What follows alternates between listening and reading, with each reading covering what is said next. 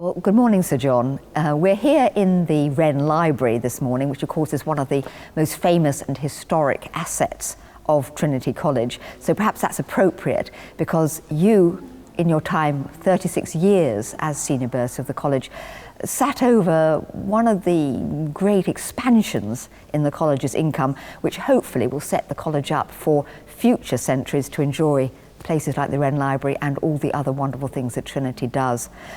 So let's start at the beginning then.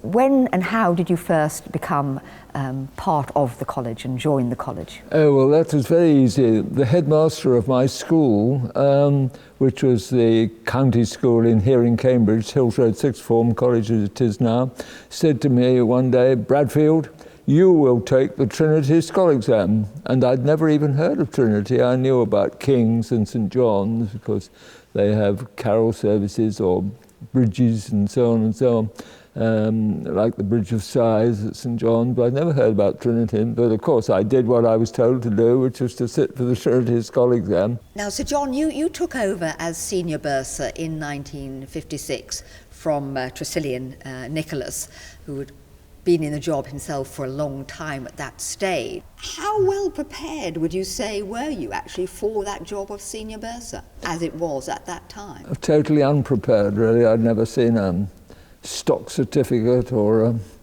a lease of a piece of land or whatever, really. But if you listen carefully to good advisors, you can soon pick it up, really. You were not necessarily specifically prepared to be a Senior Bursar with a financial job.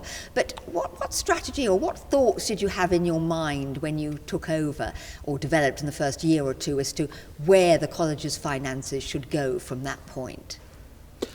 Well, I was very impressed by and likely to collaborate with the lines that Tres Nicholas had followed in enlarging the scope of the college's investments to cover urban land and equities as well as agricultural land, which had been the main prop for several centuries, as it were. And I knew little or nothing about investment when I began, so the best thing was just to follow him and the advice of the excellent agents who had helped him too. And in fact, I believe that it became more or less, the strategy for quite a time was that there should be roughly a third each in agricultural land, commercial land. Yes, insofar as we had a strategy, it was very complicated. It was 1/3 agriculture, 1/3 urban, and 1/3 securities. And so you brought in professionals, as it were. Was that more or less the first time that was being done? Yes, it was. Yes. I think the College Finance Committee thought it was pretty dangerous to have a total beginner like me messing about with the money, as it were. So they called in Barings to advise them, and a very happy and useful relationship was thereby established.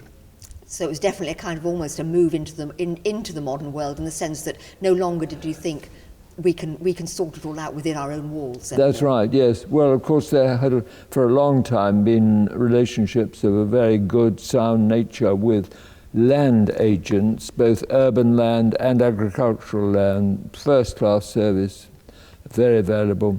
But this was a new area completely, or not completely, but largely.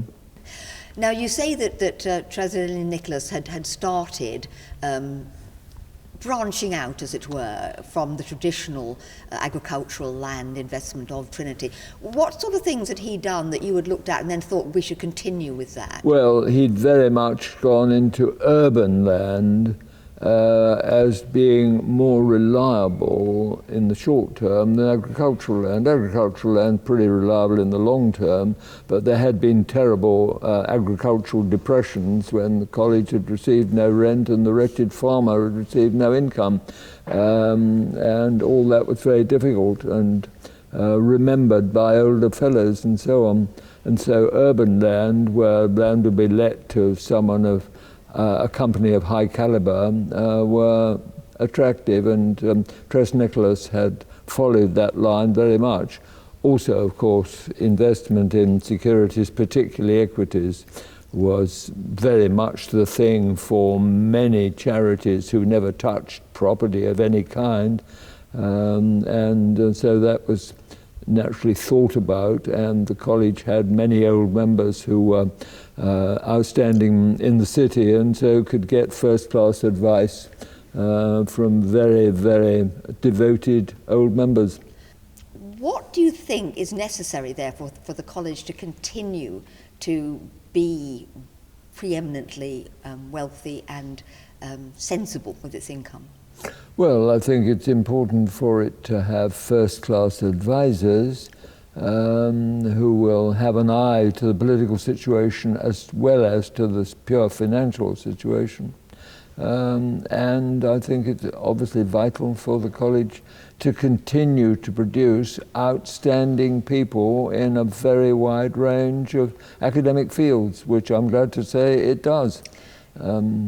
Is there any feeling, do you think, that actually we could follow, and here in Trinity, the American model, the Ivy League model, if you like, where the great universities there are more or less, in fact, are completely financially independent?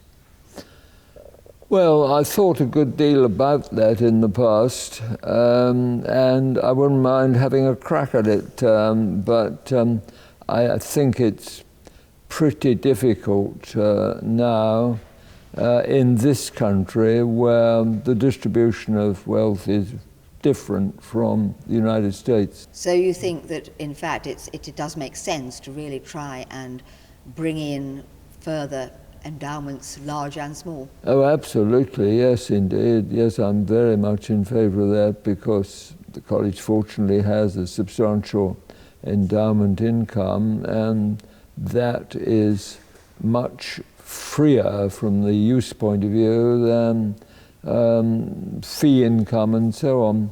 And the more endowment income we can reasonably obtain, the better, because we need to have the ability, which I think we do have, to use it wisely, and it's very desirable for the UK. There should be wise development in universities of new thinking and so on all the time, which has kept us on the whole in the forefront of UK universities. So John, thank you very much indeed for sharing with us your knowledge and stories of your time as Senior Bursar here at Trinity. And may I wish you, I can't say a retirement, because I know even nowadays you're still working in the college, but at least a peaceful set of years to come. Thank you indeed.